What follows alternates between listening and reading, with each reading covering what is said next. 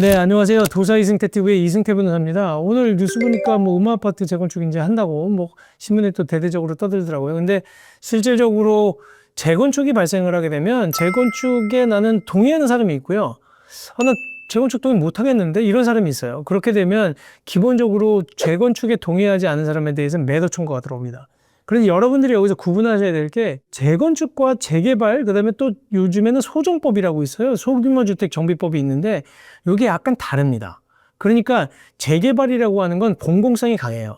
그러다 보니까 뭐냐 하면 기반 시설도 열악하고 그다음에 여기는 노후화돼서 이 사람들이 살기 어려워라고 하게 되면 보통 그냥 재개발을 합니다. 기반 시설까지 싹 다 바꿔야 되고 하는 경우에.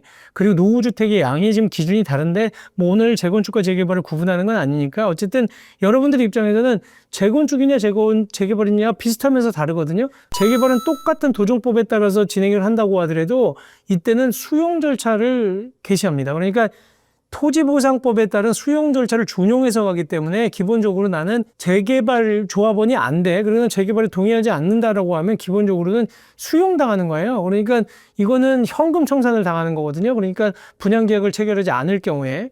근데 재건축의 경우에는 재건축에 동의하지 않거나 재건축에 동의했다고 하더라도 나중에 분양계약을 체결하지 않아. 마음이 변심이 돼서 이럴 경우에는 매도 청구를 당하는 거예요. 매도 청구라는 게 뭐냐면 8억 조합이 당신 조합원이 안 되거나 분양계약 안 할 경우에는 이 집 8억 이런 소송을 한다는 거예요.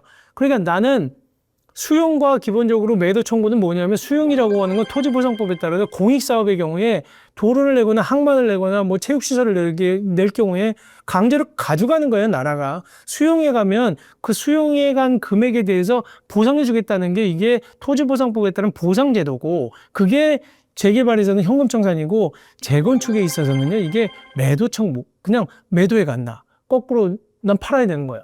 이게 좀 억울하죠. 근데 우리나라는 기본적으로 매도청구라든지 이런 현금청산 그러니까 토지보상에 따른 수용 절차가 너무 광범위합니다. 그래서 이거는 다수자를 위한 제도인 건 분명히 맞아요. 그렇기 때문에 고민이 많이 하시죠. 그래서 재건축이 딱 이렇게 된다 그러면 벌써 고민이 되는 거예요. 이거 내가 재건축에 동의해야 되나? 내가 나이가 지금 60인데 재건축이 됐을 때 10년 후에 아니면 7년 후에 여기에 들어와 살아야 되나? 그러면 내가 또 추가 분담금도 내야 되는데 근데 가만히 생각하면 이익이 뭐 집값이 오르면 돈도 많이 벌 것 같은데 아니면 한편으로는 그만 난 여기서 그냥 노후를 그냥 편안하게 살아야 되겠다 이 돈 갖고 그냥 다 팔고 나가서 그 돈 가지고 어디 가서 조그만 아파트 사서 나 현금으로 좀 편하게 돈 쓰면서 살아야 되겠다. 이 고민에 빠지는 거예요. 근데 거기서 팔까 말까, 매도를 청구를 당할까. 젊은 사람들은 들어가시려고 그러죠. 왜냐하면 나중에 그러면 그 아파트가 더 좋아진다고 생각하면 뭐 음마아파트 같은 경우에 당연히 그 매도 청구 당하느니 그냥 들어가 살겠다. 왜냐하면 나중에 집값이 올라갈 거라는 기대가 있잖아. 근데 집값이 올라갈 기대가 없거나 내가 나이가 들어서 굳이 아들, 자식들 좋은 일을 시키느니 내가 여기서 그냥 편하게 살겠다 그러면 현금이 중요하니까 매도 청구를 그냥 응하는 거예요. 대신 중요한 건 얼마냐지, 얼마에 팔 거냐. 그것 때문에 대부분 변호사를 찾는 겁니다. 그래서 기본적으로 매도 청구에 대한 절차를 설명드리고 그리고 매도 청구가 됐을 때 그러면 법률적으로 매매가 체결되는 시점은 어떻게 되는 거냐 그리고 매도 청구의 절차가 어떻게 되는 거냐를 간단히 설명을 드릴게요. 기본적으로는 이렇습니다. 사업 준비 단계가 있어요. 그 다음에 사업 시행 단계가 있고 관리 처분 계획 단계가 있고 기본적으로는 사업 준비 단계에서는 기본 계획이 있고 그 다음에 안전 진단해야 되고 정비 계획을 수립하고 정비구역 지정해야 되는 거예요. 여기가 정비구역 도시정비법에 따른 정비구역으로 지정할 거냐 그래서 재건축할 거냐라고 구역 지정을 먼저 하는 겁니다. 근데 구역 지정을 하고 나서도 정말 금방 되는 게 아니에요. 몇 년씩 걸려요. 그러다 보니까 만약에 정비구역 지정을 했잖아요. 그럼 두 가지인데 조합이 시행하는 방식이 있고 공공이 시행하는 방식이 있어요. 공공이 시행하는 거는 결국은 조합을 설립해가지고 재건축 조합이 진행을 하는 거고 공공이 진행하는 것은 약간 다릅니다. 그러니까 주민대표회의를 만들어서 이 주민대표회의를 구성해주고 공공에서 국가에서 어느 정도 지방자치단체에서 후원을 해주면서 주민대표회의가 진행하는 재건축 방식인데 여기서는 조합 시행 방식만 얘기 드릴게요.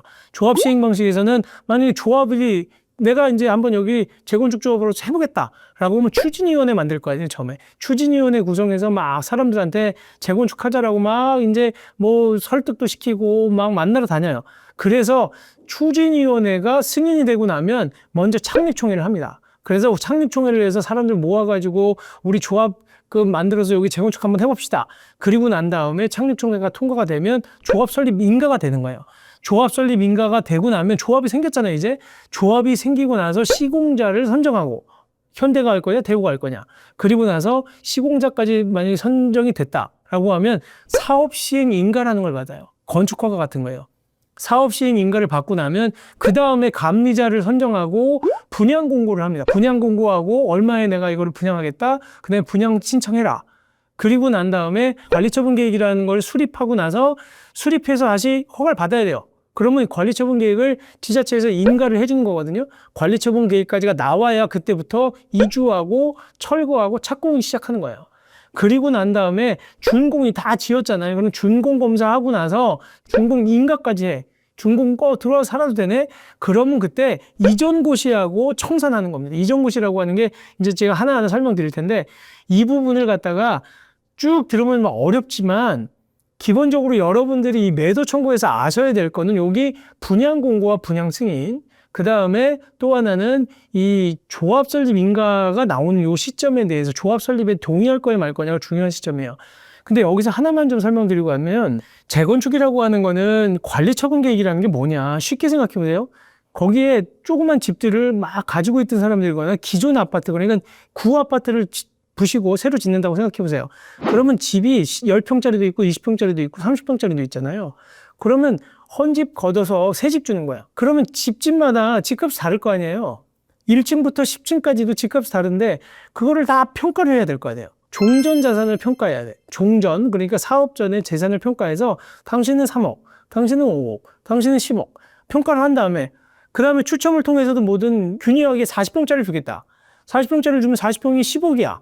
그러면 따져보세요. 3억짜리한테는 7억을 더 받아야 되잖아. 뭐 5억짜리한테는 5억을 받아야 되고 10억짜리한테는 안 받아도 되네. 근데 그 사람 땅이 커서 15억짜리한테는 5억 원을 돌려줘야 되잖아요. 아니면 두 채를 주든가. 이거를 정하는 게 관리처분 계획이에요. 그렇다고 해서 100명의 조합원을 가지고 100명의 아파트를 짓는 게 아니라 다른 사람 돈으로 좀 지어야 될 거 아니야. 그래야 공사비가 나올 거 아니에요. 그러니까 조합원들한테 이득을 주기 위해서 일반 분양을 하는 거예요. 조합원 분양분이 아니라 돈은 100명이면 100명만 하면 조합원 분양분인데 50개를 더 줘. 그래서 고층 아파트를 지려고 하는 거예요. 왜냐하면 남의 돈으로 우리 조합원들이 이득 보자는 거지 사실은. 그러니까 30평으로 지으면 내가 추가 분담금 1대1이야만 1대1 재건축 100명이 100개를 지으면 추가 분담금 내가 다 부담해야 되는데 1대2야. 100명의 조합원이 들어오고 또 100명을 다른 사람한테 팔아. 그러면 100명한테 파는 분양 수익금이 생기잖아요. 그걸로 그냥 아파트 지으면 되니까 얼마나 좋아. 그러니까 층수를 고층으로 올리려고 하겠죠. 조합원들은. 그런 과정이에요. 근데 그거를 일반 분양분들 그러면 얼마로 정할 거냐? 분양금을 뭐 20억으로 할 거냐? 30억으로 할 거냐? 그걸 정해서 그 돈을 받아서 어떻게 분배할 거냐를 정하는 게 관리처분 인가 계획인 거예요.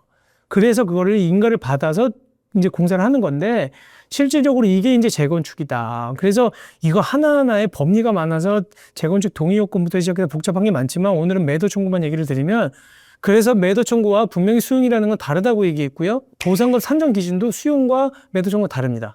그래서 보면 매도 청구에 있어서는 개발 이익이 포함이 돼요. 개발 이익이. 그러니까 무슨 얘기냐면 매도 청구에서는 지금 재건축이 된다. 재건축 때문에 금액이 올라가는 부분을 포함시켜줘요. 그 개발 이익이 포함이 돼 있어야 돼. 근데 수용의 경우에는 당해 사업의 개발 이익을 포함 안 시켜줍니다. 그러니까 뭐냐면 여기다가 공원을 짓기 위해서 도로를 갖다가 수용하려고 하는데 토지 소유자한테 이 공원을 지음으로 인해서 발생하는 개발 이익 그것까지 주지 않는다는 거예요. 그거는 우리가 공공사업 하려고 해서 네가 이익 보는 거기 때문에 그건 못 줘.